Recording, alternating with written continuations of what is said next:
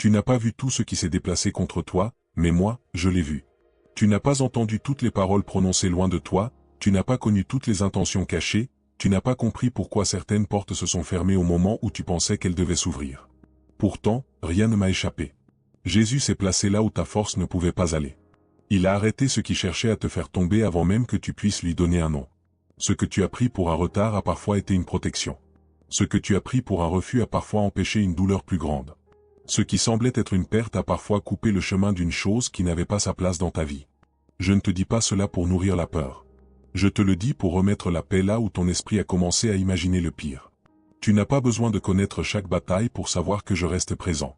Tu n'as pas besoin de voir chaque danger pour comprendre que ma main n'est pas devenue faible. Il est important de rester jusqu'à la fin de cette parole, parce que ce que je veux déposer en toi ne concerne pas seulement ce qui a été arrêté, mais aussi la manière dont tu dois marcher maintenant. Il y a eu des moments où ton cœur s'est serré sans raison claire. Une conversation t'a laissé lourd. Une décision t'a semblé confuse. Un projet qui paraissait certain s'est soudainement compliqué. Tu as peut-être pensé que tout se retournait contre toi. Mais je vois plus loin que l'instant.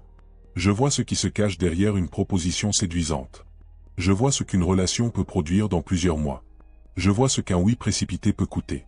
Je vois aussi les pièges qui ne ressemblent pas à des pièges. Jésus n'a pas seulement vaincu ce qui était visible. Il a aussi brisé l'autorité de ce qui cherchait à dominer ta pensée, à voler ta paix et à te pousser vers des choix faits dans la panique. Voilà pourquoi je t'appelle aujourd'hui à ralentir intérieurement. Ne cours pas derrière tout ce qui brille. Ne crois pas que chaque occasion perdue était destinée à être la tienne. Certaines choses ont quitté ta route parce qu'elles ne pouvaient pas rester là où je te conduis. Je veux que tu comprennes une chose simple. La protection ne ressemble pas toujours à une porte ouverte. Parfois, elle ressemble à un silence. Parfois, à une attente. Parfois, à une personne qui s'éloigne sans donner l'explication que tu aurais voulu recevoir. Parfois encore, elle ressemble à cette gêne intérieure qui t'empêche d'avancer avec légèreté alors que tout semble correct en apparence. Tu as souvent demandé un signe clair, quelque chose d'impossible à manquer. Mais beaucoup de mes directions arrivent dans des détails ordinaires. Une paix qui demeure. Une conviction qui revient. Une parole biblique qui prend soudain un poids différent. Un conseil sage reçu au bon moment. Une porte qui se ferme malgré tous tes efforts. Ce n'est pas toujours spectaculaire. Je travaille aussi dans ce qui paraît banal. C'est pour cela que tu dois apprendre à distinguer la peur de l'avertissement, l'impatience de la direction, le désir personnel de la paix que je donne. Ne confonds pas l'agitation avec ma voix. Je ne te pousse pas à agir comme si tout devait être décidé dans les prochaines minutes. Lorsque la peur prend le contrôle, elle veut te faire croire que tu vas tout perdre si tu ne réagis pas immédiatement. Elle te fait relire les mêmes messages, imaginer des conversations qui n'ont jamais eu lieu, construire des scénarios dans ta tête, chercher un signe dans chaque détail. Ma direction ne dépend pas de cette panique. Même lorsqu'une décision doit être prise rapidement, je peux donner assez de clarté pour que tu ne sois pas gouverné par la terreur. Jésus a arrêté ce qui venait contre toi, et maintenant je veux aussi arrêter ce qui continue de tourner dans tes pensées comme si le danger était encore devant la porte. Il y a des combats qui finissent à l'extérieur mais continuent à l'intérieur parce que la mémoire reste en alerte. Je veux toucher cette partie aussi. Tu as le droit de respirer sans te sentir coupable. Tu as le droit de connaître une journée calme sans penser qu'une mauvaise nouvelle se prépare. Tu as le droit d'accepter une bonne chose sans chercher immédiatement où se cache le problème. La prudence est utile, mais la méfiance constante fatigue l'âme. Je ne t'ai pas créé pour vivre comme si chaque personne devait te trahir et chaque bonheur devait être suivi d'une catastrophe.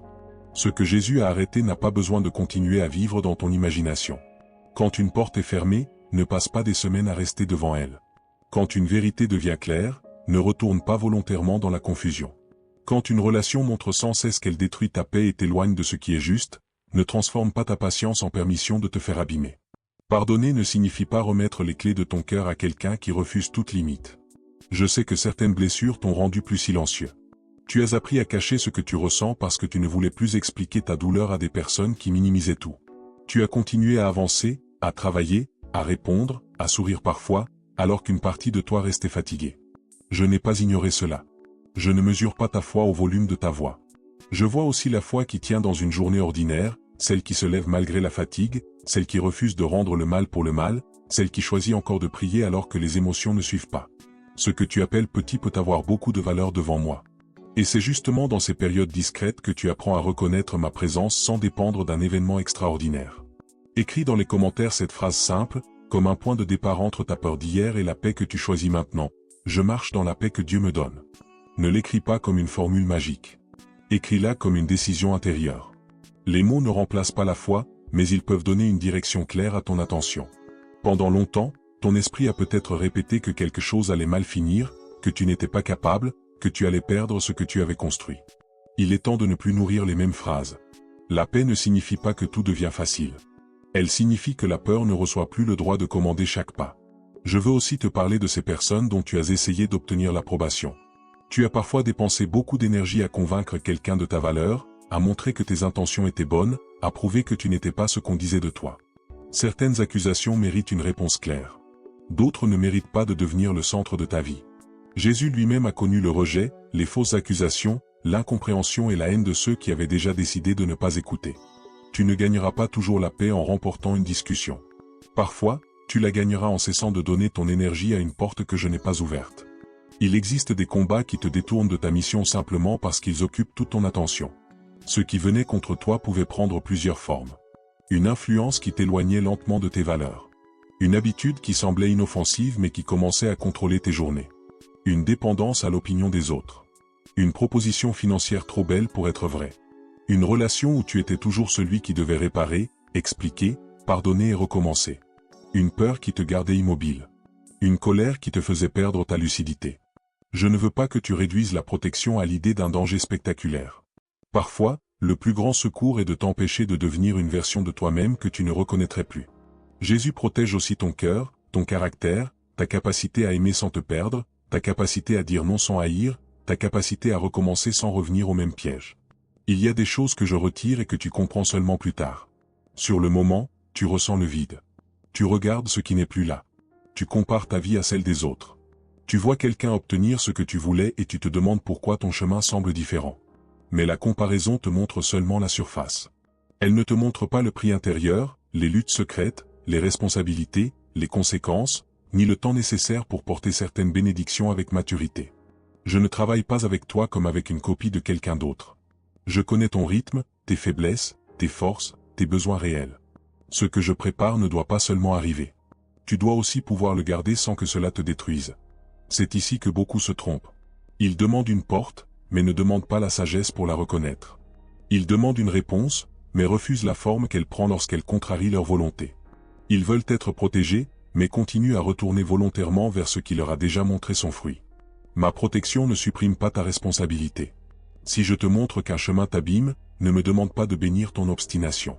Si une limite doit être posée, pose-la. Si tu dois demander pardon, fais-le. Si tu dois réparer une erreur, ne laisse pas l'orgueil retarder ce qui peut être remis en ordre. Si tu dois attendre, ne transforme pas l'attente en activité désespérée. Une foi solide sait agir, mais elle sait aussi ne pas forcer. Tu n'as pas besoin d'un signe toutes les heures. Il y a déjà des vérités que tu connais. Tu sais que le mensonge finit par enfermer celui qui le pratique. Tu sais que la rancune empoisonne celui qui la porte. Tu sais que l'argent obtenu sans droiture peut coûter plus qu'il ne rapporte. Tu sais qu'une relation saine n'exige pas que tu renonces à toute dignité. Tu sais que la paix ne grandit pas quand tu passes tes journées à surveiller ceux qui t'ont blessé. Commence par obéir à ce qui est déjà clair.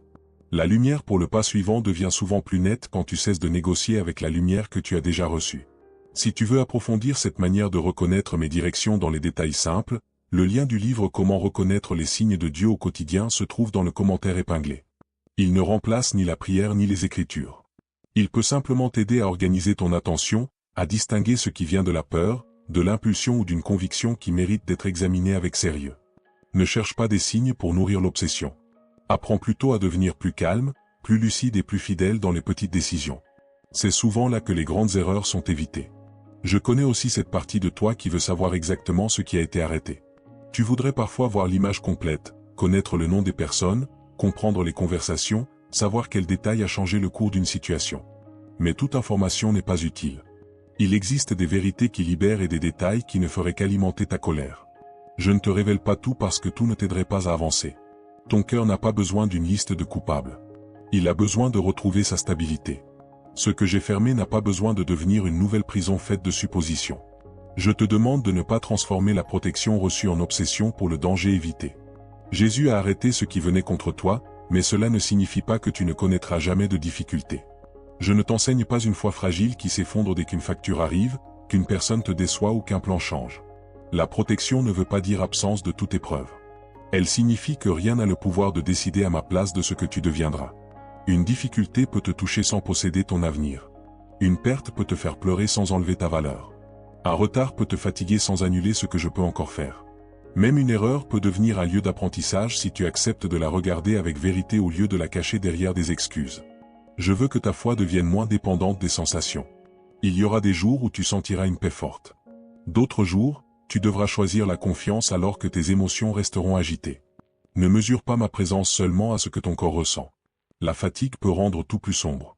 Le manque de sommeil peut amplifier une inquiétude. Une mauvaise nouvelle peut réduire ton champ de vision pendant quelques heures. Cela ne signifie pas que je suis parti. Prends soin aussi de ce qui est simple. Repose-toi quand tu le peux. Mange correctement. Éloigne-toi un moment du bruit. Ouvre les Écritures sans chercher uniquement une phrase qui confirme ce que tu veux déjà entendre. Laisse la vérité corriger aussi tes propres idées. Fais maintenant une prière très simple, sans chercher des mots compliqués. Seigneur, garde mon esprit calme, montre-moi ce que je dois voir et donne-moi la force d'obéir à ce qui est juste. Cette prière n'a pas besoin d'être longue pour être sincère. Je ne suis pas impressionné par la quantité de mots. Je regarde la vérité du cœur.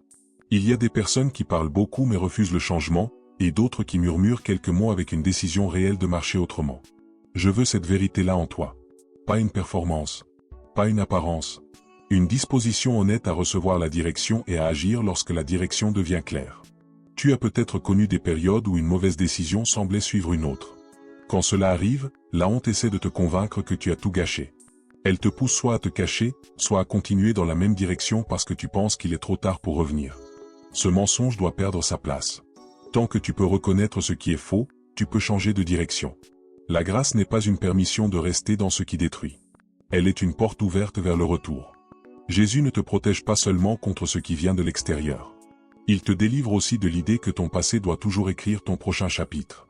Certaines personnes ont appris à vivre en mode défense. Elles répondent avant d'écouter. Elles se justifient avant même d'être accusées. Elles lisent une attaque dans chaque remarque. Elles gardent une distance avec tout le monde parce qu'elles associent proximité et danger.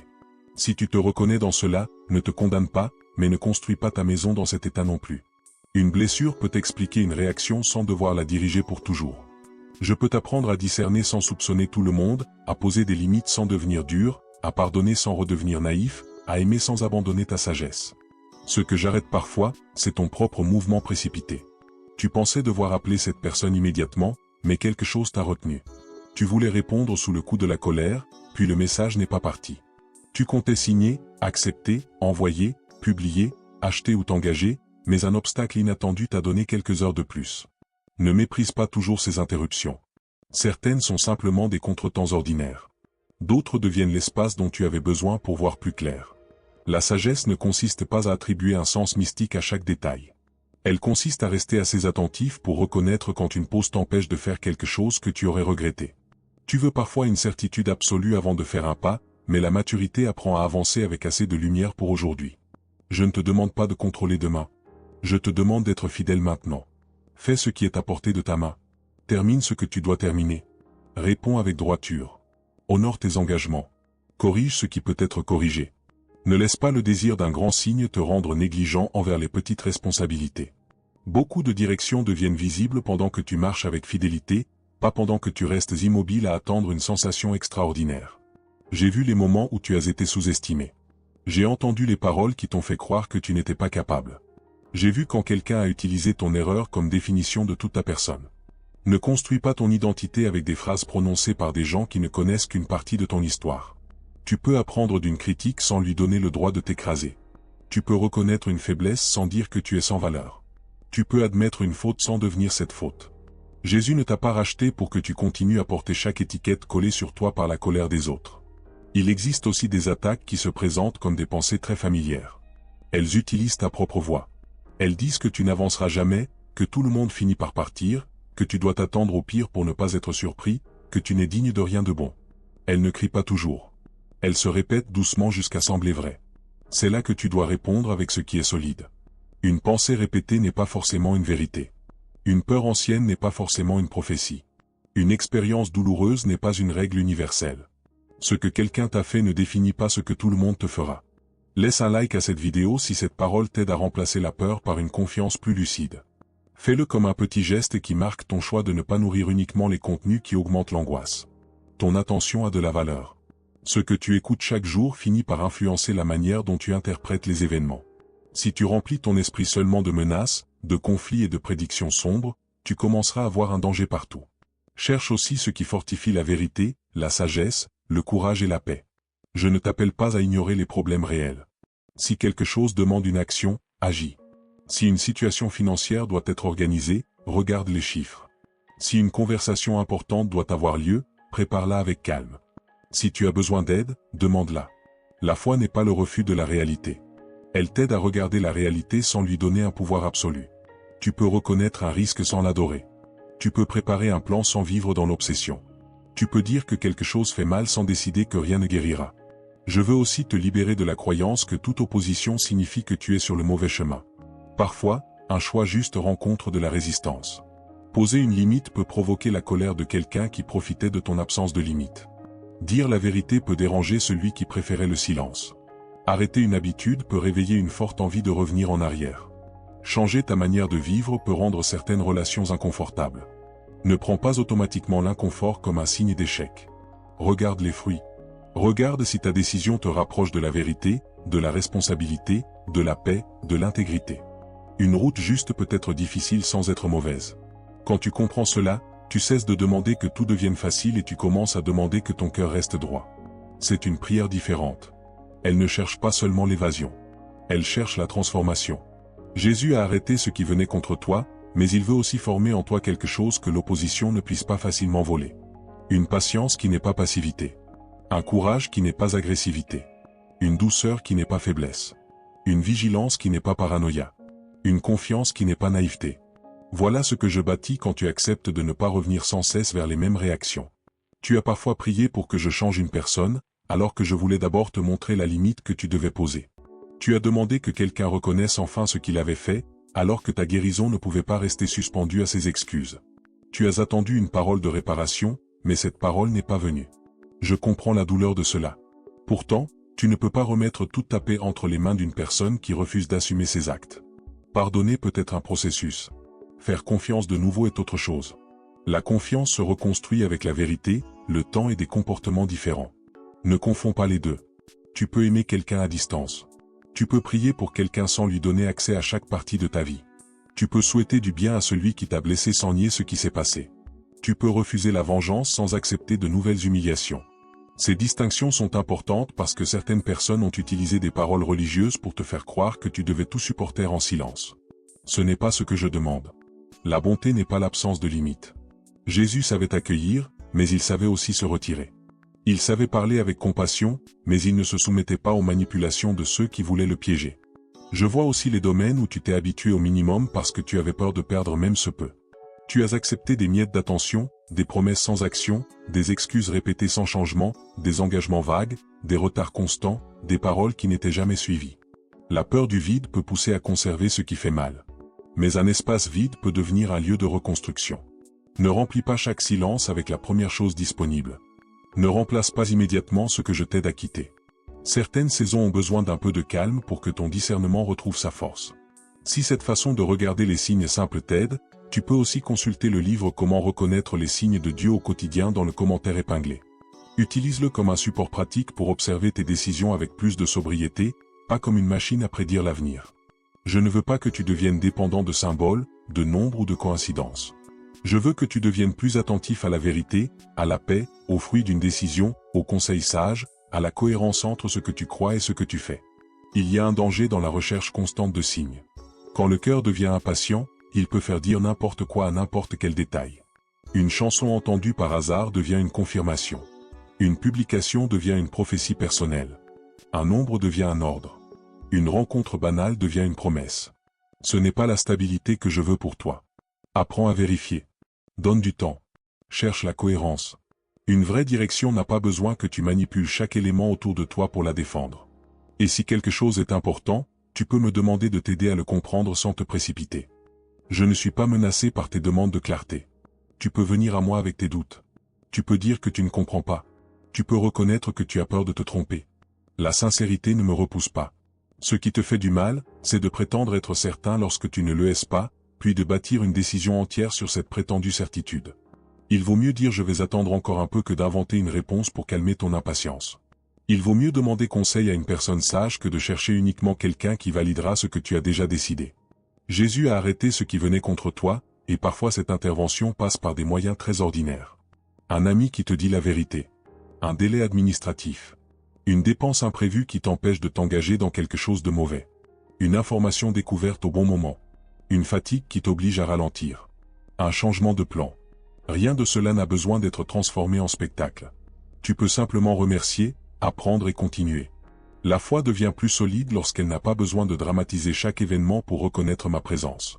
Je veux que tu sois capable de faire la différence entre une porte fermée et une porte qui demande de la persévérance. Ce n'est pas toujours évident. Une difficulté unique ne signifie pas forcément que tu dois abandonner. Mais une succession de signaux sérieux, de conseils convergents, de faits inquiétants et de pertes constantes de paix mérite d'être regardée avec attention. La persévérance n'est pas l'entêtement. Elle sait réévaluer. Elle sait écouter. Elle sait modifier un plan. Elle sait dire que l'idée était bonne mais que le moment n'était pas le bon. Elle sait aussi reconnaître lorsqu'une route doit être quittée. Une partie de ta maturité consiste à ne plus appeler attaque tout ce qui te contrarie. Parfois, ce n'est pas une attaque. C'est une conséquence. Parfois, tu as parlé trop vite et tu dois réparer. Parfois, tu as dépensé sans plan et tu dois réorganiser. Parfois, tu as ignoré un conseil sage et tu dois apprendre. Si tu attribues tout au mal extérieur, tu perds la possibilité de grandir. Je te protège, mais je t'enseigne aussi la responsabilité. Ma grâce peut couvrir ta faute sans t'empêcher d'en tirer une leçon. Être aimé ne signifie pas être exempt de correction. La correction que je donne n'a pas pour but de t'humilier. Elle remet les choses à leur place. Elle montre ce qui doit changer sans dire que tu es sans valeur. Quand une conviction saine vient, elle est précise. Elle te montre une parole, une attitude, une décision, une habitude à corriger. La condamnation, elle, reste vague et écrasante. Elle dit que tout est mauvais, que tu es un échec, qu'il n'existe aucun chemin de retour. Apprends cette différence. L'une conduit à la repentance et à la vie. L'autre cherche à te paralyser. Je t'appelle à t'abonner à cette chaîne si ces messages t'aident à revenir régulièrement vers une parole de foi, de correction et de paix. Ne fais pas de ta foi une consommation rapide où tu cherches seulement une phrase qui te donne une émotion forte pendant quelques minutes. Laisse ce que tu entends produire quelque chose de concret dans ta manière de vivre. Une parole qui ne touche jamais tes décisions finit par devenir seulement un bruit agréable. Regarde ta manière de parler lorsque tu es sous pression. C'est souvent là que ton état intérieur apparaît. Si tu réponds toujours avec dureté, si tu prononces des mots que tu regrettes ensuite, si tu blesses pour éviter d'être blessé, ne justifie pas tout par ton caractère. Tu peux apprendre une autre réponse. Faire une pause avant d'envoyer un message peut sauver une relation. Remettre une conversation à plus tard peut éviter une escalade. Dire je suis trop en colère pour parler correctement maintenant peut être plus courageux que gagner une dispute avec des paroles destructrices. Je ne te demande pas de devenir froid. Je te demande de devenir maître de tes réactions. Tes émotions apportent des informations, mais elles ne doivent pas toujours décider. La colère peut signaler qu'une limite a été franchie, mais elle peut aussi exagérer. La peur peut signaler un risque, mais elle peut aussi rappeler une vieille blessure. La tristesse peut montrer une perte réelle, mais elle ne doit pas écrire toute ton identité. Accueille ce que tu ressens, puis examine-le. Ne donne pas le volant à chaque émotion qui passe. Certaines nuits ont été plus longues parce que ton esprit refusait de s'arrêter. Tu rejouais des scènes, tu imaginais des réponses, tu voulais prévoir ce que chacun ferait. Ce besoin de contrôle est épuisant. Tu n'as pas été créé pour surveiller tous les mouvements autour de toi. Fais ce qui dépend de toi et remets le reste entre mes mains. Cela ne veut pas dire devenir passif. Cela veut dire reconnaître la limite de ton pouvoir. Tu peux envoyer un message honnête, mais tu ne contrôles pas la réponse. Tu peux travailler avec sérieux, mais tu ne contrôles pas toutes les décisions des autres. Tu peux aimer avec sincérité, mais tu ne peux pas obliger quelqu'un à t'aimer correctement. Tu n'as pas besoin de tout raconter à tout le monde. Certaines choses demandent du silence pendant qu'elles mûrissent. Une idée nouvelle, une décision importante, une restauration intérieure peuvent être fragiles au début. Si tu les exposes immédiatement à toutes les opinions, tu risques de confondre les voix. Choisis avec soin les personnes à qui tu demandes conseil. Cherche celles qui peuvent te dire la vérité, pas seulement celles qui savent t'encourager. Un bon conseil ne flatte pas toujours, mais il respecte ta dignité et ne cherche pas à contrôler ta vie. Partage cette vidéo avec une personne qui traverse une période de peur ou de confusion, pas pour lui dire que tu connais exactement ce qu'elle vit, mais pour lui offrir une parole qui peut l'aider à retrouver un peu de stabilité. Tu ne sais pas toujours ce qu'un geste simple peut provoquer dans une journée difficile. La compassion n'a pas besoin de grands discours. Parfois, Elle commence par transmettre quelque chose qui a toi-même aidé à remettre tes pensées en ordre. Je veux maintenant revenir à ce que tu as pris pour un échec. Une porte s'est fermée, quelqu'un a choisi une autre personne, un projet n'a pas été accepté, une relation s'est terminée, un plan a changé. Le refus fait mal parce qu'il touche souvent plus que l'événement. Il réveille la vieille peur de ne pas être assez. Mais tous les refus ne parlent pas de ta valeur. Certains parlent de timing. D'autres de compatibilité. D'autres encore d'un chemin qui n'était simplement pas le tien. Ne transforme pas chaque non reçu en jugement contre toi-même. Jésus a arrêté ce qui venait contre toi, et cela peut aussi signifier qu'il t'a empêché de construire ton identité sur quelque chose d'instable. Si ton sentiment de valeur dépend entièrement d'un poste, d'une relation, d'un nombre, d'une approbation, alors la perte de cette chose devient une catastrophe intérieure. Je veux te donner une base plus profonde. Tu peux apprécier une réussite sans en faire ton Dieu. Tu peux aimer une personne sans faire d'elle la source unique de ton identité. Tu peux désirer une amélioration financière sans mesurer toute ta valeur par ton compte. Les bonnes choses restent de bonnes choses quand elles ne portent pas un poids qu'elles ne peuvent pas supporter. Je connais aussi ton impatience quand tu vois du retard. Tu as travaillé, prié, essayé de faire les choses correctement, et pourtant le résultat n'est pas venu au rythme que tu imaginais. Le retard peut devenir un terrain où la peur invente des conclusions. Tu commences à penser que rien ne bougera, que les autres ont une avance impossible à rattraper, que tu as manqué ta chance. Mais une saison lente n'est pas une vie annulée. Utilise ce temps. Apprends. Organise. Répare. Prépare ce qui peut être préparé. Ne gaspille pas l'attente à regarder sans cesse la porte. La patience ne signifie pas que tu dois accepter l'injustice sans agir. Si une situation exige une démarche concrète, fais-la. Cherche un conseil professionnel quand c'est nécessaire. Utilise les moyens légaux et honnêtes à ta disposition. Demande de l'aide. La foi n'est pas une excuse pour négliger ce qui demande de la compétence. Je peux te guider vers une personne qualifiée, vers une information utile, vers une décision pratique. Ne limite pas ma réponse à un miracle spectaculaire. Une réponse peut aussi prendre la forme d'une bonne procédure suivie au bon moment. Je veux t'apprendre à reconnaître les fruits. Une décision saine ne produit pas forcément un confort immédiat, mais avec le temps elle tend vers plus de vérité, plus de stabilité, plus de responsabilité. Une décision destructrice demande souvent toujours plus de mensonges pour être maintenue. Elle isole. Elle te pousse à cacher. Elle exige que tu renonces à tes valeurs pour protéger l'apparence. Observe cela. Ce que tu dois constamment dissimuler mérite d'être examiné. Ce qui exige que tu deviennes quelqu'un que tu méprises n'est pas un prix normal à payer. Tu n'es pas obligé de répondre à toutes les provocations. Le silence peut être une forme de force quand il n'est pas utilisé pour punir ou manipuler. Il existe des personnes qui cherchent seulement une réaction. Elles veulent te ramener dans un vieux rôle, te pousser à parler sous la colère, puis utiliser tes paroles contre toi. Ne leur donne pas toujours ce pouvoir. Choisis le moment, le lieu et le ton. Une réponse tardive mais claire vaut mieux qu'une explosion immédiate. Je t'apprends aussi à quitter la culpabilité inutile. Tu ne peux pas sauver tout le monde. Tu ne peux pas résoudre toutes les crises. Tu ne peux pas être disponible chaque minute. Dire non à une demande n'est pas automatiquement égoïste. Tu dois parfois protéger ton temps, ton repos, ton foyer, tes responsabilités. Aider sans limite peut devenir une manière de fuir ta propre vie. Je veux une générosité libre, pas une générosité gouvernée par la peur d'être rejeté. La peur du rejet a parfois décidé à ta place. Elle t'a fait accepter des choses que tu ne voulais pas. Elle t'a fait rire quand une parole t'avait blessé. Elle t'a fait dire oui alors que tout en toi savait que tu devais dire non. Elle t'a fait rester silencieux face à un manque de respect répété. Cette peur ne doit plus diriger tes relations. Tu peux être bon sans devenir facile à utiliser. Tu peux être humble sans te diminuer. Tu peux servir sans devenir prisonnier de l'attente des autres. Jésus n'a jamais enseigné que l'amour consistait à abandonner toute vérité. Son amour était profond, mais il appelait les choses par leur nom. Il accueillait ceux qui revenaient sincèrement, mais il n'encourageait pas l'hypocrisie. Il pardonnait, mais il disait aussi de ne plus retourner volontairement au même péché. Quand tu regardes son exemple, tu vois un amour avec une colonne vertébrale. C'est cette force calme que je veux former en toi. Il se peut qu'une partie de ce qui venait contre toi ait déjà perdu sa force, mais que tu continues à lui donner de l'espace par tes habitudes. Une porte peut être fermée de l'extérieur et pourtant tu peux continuer à regarder par la fenêtre. Tu peux avoir quitté une relation et passer chaque jour à surveiller la personne. Tu peux avoir terminé une période difficile et continuer à raconter ton identité uniquement à travers cette douleur. Tu peux avoir été libéré d'une dette et continuer à gérer l'argent comme avant. La délivrance demande parfois de nouvelles habitudes pour devenir une nouvelle manière de vivre. Commence petit. Range ce que tu repousses depuis des semaines. Réponds à ce message important avec respect. Note tes dépenses. Coupe une source de distraction qui te vole des heures. Reprends une habitude de prière simple. Lis un passage des Écritures avec attention. Va dormir un peu plus tôt. Demande pardon sans ajouter 10 excuses.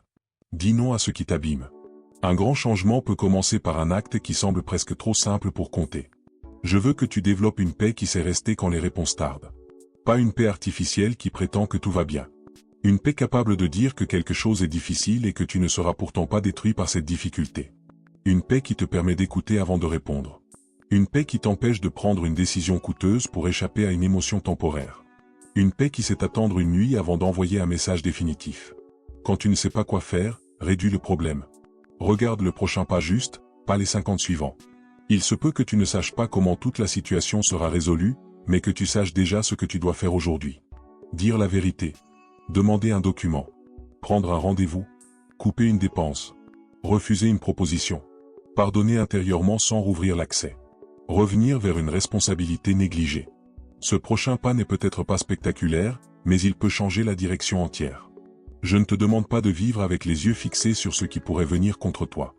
Je veux que tu regardes davantage vers ce que je construis en toi. La peur fait regarder en arrière et sur les côtés sans cesse. La foi te rend attentif mais te permet d'avancer. Tu ne peux pas conduire correctement une vie entière en regardant seulement dans le rétroviseur. Le passé peut t'enseigner. Il ne doit pas absorber toute ton attention. Jésus a arrêté ce qui venait contre toi, et cette vérité doit produire de la gratitude, pas de l'obsession. Remercie pour ce que tu sais et pour ce que tu ne sauras jamais. Remercie pour les portes ouvertes et pour certaines portes fermées. Remercie pour les personnes fidèles. Remercie aussi pour la force de t'éloigner de ce qui ne respectait pas ta paix. La gratitude ne nie pas la douleur. Elle empêche simplement la douleur de devenir la seule chose visible.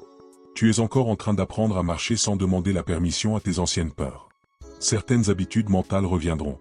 Elles diront que tu dois vérifier, contrôler, prouver, courir, répondre, te défendre. Reconnais leur voix sans leur obéir automatiquement. Tu peux sentir une impulsion sans la suivre. Tu peux avoir peur sans fuir. Tu peux être en colère sans blesser. Tu peux être triste sans abandonner. C'est ainsi que la liberté devient concrète dans une journée ordinaire. Je continue de travailler dans ce que tu ne vois pas, mais je travaille aussi dans ce que tu peux choisir maintenant. Garde ton cœur souple. Garde tes limites claires. Garde tes paroles propres. Ne retourne pas vers une porte fermée seulement parce que le silence te semble inconfortable. Ne confonds pas nostalgie et direction. Ne confonds pas solitude et erreur. Ne confonds pas difficulté et abandon. Il y a des passages où le chemin juste reste étroit pendant un moment, et c'est justement là que ta stabilité apprend à ne plus dépendre de chaque émotion qui change. Ce que je veux placer en toi maintenant, c'est une attention plus calme. Quand quelque chose arrive, tu n'as pas besoin de décider immédiatement que c'est une bénédiction ou une attaque. Observe, prie, regarde les faits, regarde les fruits, demande conseil si nécessaire. Donne au temps la possibilité de révéler ce que l'émotion cache. Une personne peut parler très bien pendant une semaine. Le temps montrera son caractère. Une proposition peut sembler parfaite au premier regard. Les détails montreront sa solidité. Une décision peut sembler frustrante aujourd'hui et devenir clairement protectrice plus tard. Ne cherche donc pas à forcer une signification à chaque mouvement. Reste disponible à ma direction sans devenir esclave de l'interprétation. Tu verras que la paix grandit lorsque tu acceptes de ne pas tout savoir immédiatement. Tu verras que certaines réponses arrivent pendant que tu fais simplement ce qui est juste. Tu verras aussi que plusieurs peurs perdent leur puissance quand tu cesses de les nourrir avec des heures d'imagination. Je ne te conduis pas par la confusion volontaire.